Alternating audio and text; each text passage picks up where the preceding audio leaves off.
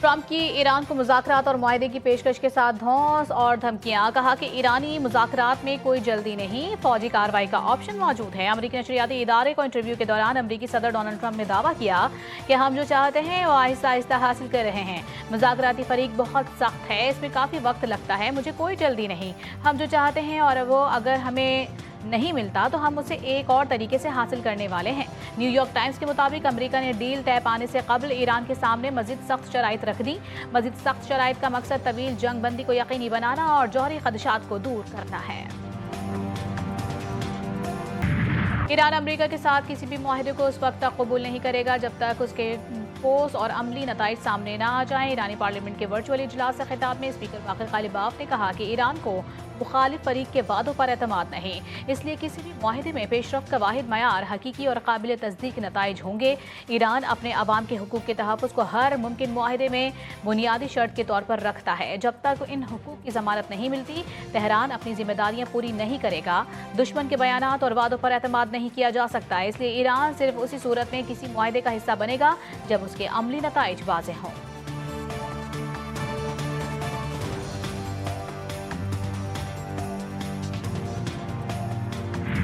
गजा में सेहूनी हमले जारी, शहादतों की तादाद 72,000 से मुतजाविज। फ़लस्तीनी वज़ारत सेहत के मुताबिक 7 अक्टूबर 2023 से जारी इजरायली हमलों के नतीजे में इंसानी जानों का नुकसान मुसलसल बढ़ रहा है। गुज़िश्ता 24 घंटों के दौरान गजा के मुख्तलिफ अस्पतालों में इजरायली हमलों में शहीद एक फ़लस्तीनी की लाश और 8 जख्मियों को मुंतकिल किया गया। गुज़िश्ता बरस अक्टूबर में नाफिज होने वाली जंग बंदी के बाद भी इजरायली हमले जारी हैं। इन हमलों में अब तक 930 फ़लस्तीनी शहीद और 2,819 जख्मी हो चुके। दूसरी तरफ सेहूनी फौज 26 बरस बाद फिर से जनूबी लेबनान में दाखिल हो गई।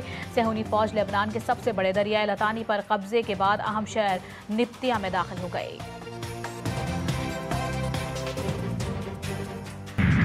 कतर की आबने हुर्मुज़ से गुजरने वाले जहाज़ों से मुस्तकिल टोल की मुखालिफत, आर्जी टोल टैक्स वसूली को जायज़ करार दे दिया। शंग्रीला डायलॉग सिक्योरिटी फोरम से खिताब में कतर के नायब वज़ीर आज़म शेख सऊद अब्दुर्रहमान अल सानी ने कहा कि ईरान बारूदी सुरंगों की सफाई और दीगर ज़रूरी उमूर के लिए टोल टैक्स वसूल करता है, तो कुछ अरसे के लिए इस पर बात हो सकती है।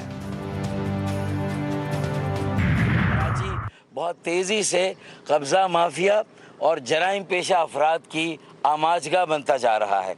अब 1 साल से तो हम ख़त किताबत कर रहे थे, अब हमने बाकायदा जहाँ जहाँ कब्ज़े हो रहे हैं, जहाँ वो सरकारी ज़मीनों की बंदरबांट कर रहे हैं या उस पर कब्ज़ा हो, तो उन्हें बेनकाब करना है। MKM और पीपल्स पार्टी में लफ्जी गोलाबारी फिर शुरू। डॉक्टर फारूक सत्तार की सिंध हुकूमत पर कड़ी तनकीद। बोले 18 साल से कराची को कब्जा माफिया के हवाले किया जा रहा है। शहर की पहाड़ियां काट कर प्लॉट निकाले जा रहे हैं। सूबाई हुकूमत और इसके वडेरे इस तबाही में शामिल हैं। लूट मार का बाजार गर्म है। न्यूज़ कॉन्फ्रेंस में फारूक सत्तार ने मजीद कहा, कराची को किसी के रहमो करम पर नहीं छोड़ेंगे। सरकारी ज़मीनों पर जहाँ कब्जे हो रहे हैं उन्हें अब बेनकाब किया जाएगा। मेयर कराची की जिम्मेदारी है कि वो कब्जा माफिया के खिलाफ कार्रवाई करें।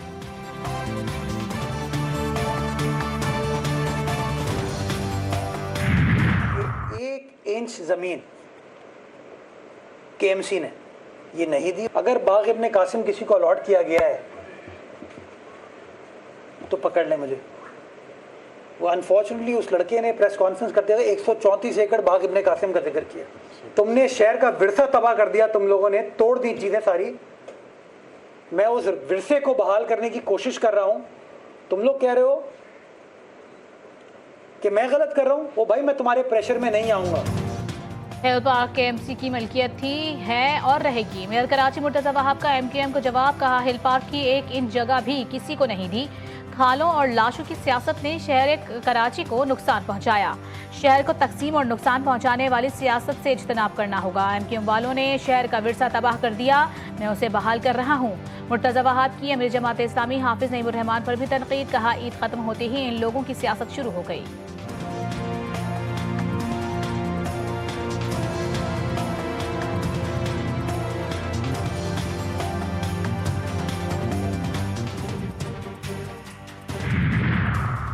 MKM के इल्ज़ामात बेबुनियाद करार। सिंध के सीनियर वजीर शर्जील इनाम मेमन का रद्द-ए-अमल। कहते हैं कि MKM पाकिस्तान फरसूदा कहानियों के सहारे अपनी सियासत जिंदा करने की कोशिश कर रही है।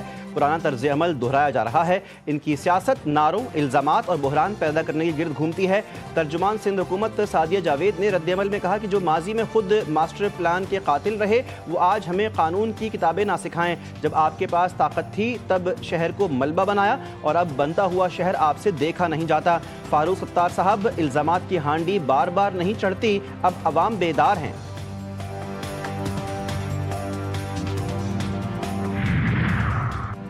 अमेरिका के मुताबिक फौजी कुवैत में अड्डे पर ईरानी हमले में जख्मी हो गए। ब्लूमबर्ग की रिपोर्ट में इंकशाफ। ईरानी हमले में अमेरिका के 2 जदीद तरीन MQ-9 ड्रोन्स भी निशाना बने। रिपोर्ट के मुताबिक ईरान ने गुज़िश्ता रोज़ कुवैत में अमेरिकी एयरबेस को बैलिस्टिक मिसाइल फतह 110 के जरिए निशाना बनाया था। ईरान की जानिब से सरकारी सतह पर हमले से मुतालिक तफसीलात जारी नहीं की गई।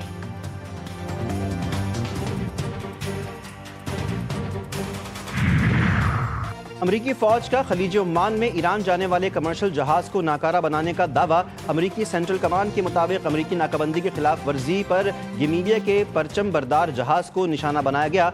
MV लियान स्टार नामी जहाज़ को 20 से ज़ायद वार्निंग्स जारी की गईं। हमले की अदम तामील पर हेल फायर मिसाइल से इंजन रूम को निशाना बनाया गया। जहाज़ को ईरान की जानिब सफ़र से रोक दिया गया।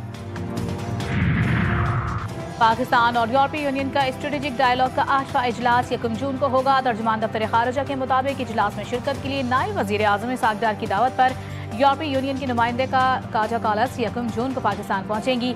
वज़ीर आज़म और सदर मुमलिकत समेत आला क़यादत से यूरोपीय यूनियन के नुमाइंदे की मुलाकातें होंगी।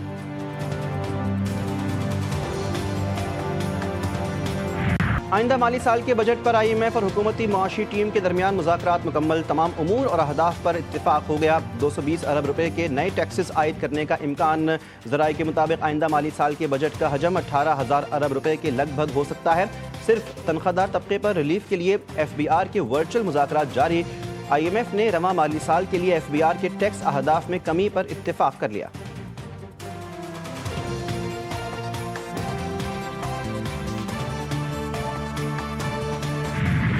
बिजली पर सब्सिडी खत्म करने की खबरें हकाइक के बरक्स हैं। 200 यूनिट इस्तेमाल करने वाले सारिफिन की सब्सिडी जारी रहेगी। वफाकी वजीर तवानाई सरदार अवैस लगारी ने कहा, सब्सिडी के तहत एक खास रकम बिलों में जमा हो रही है। सब्सिडी हासिल करने वाले सारिफिन बिलों पर एक QR कोड आता है, उसे स्कैन करें। कोशिश है तमाम सारिफिन को QR कोड के साथ मुंसलिक करें। हकदार सिर्फ सारिफिन को सब्सिडी देना जारी रखेंगे। यहाँ बिजली पर हर कोई सियासी बयान दे जाता है और ताली बजवाने के लिए ऐसे बयानात दिए जाते हैं।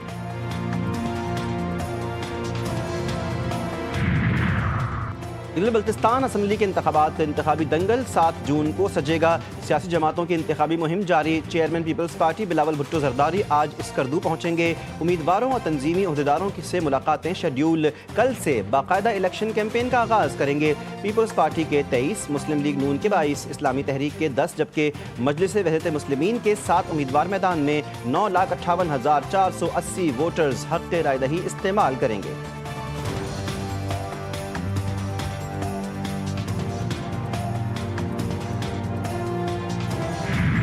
इस्लामाबाद के इलाके बाराकहो अट्ठाल चौक पर खौफनाक ट्रैफिक हादसा। तेज रफ्तार गाड़ी 2 गाड़ियों और मुतादिद मोटरसाइकिलों से टकरा गई। हादसे में 4 अफराद जाम भाग और 4 जख्मी। टक्कर मारने वाली गाड़ी का ड्राइवर मौके से फरार हो गया।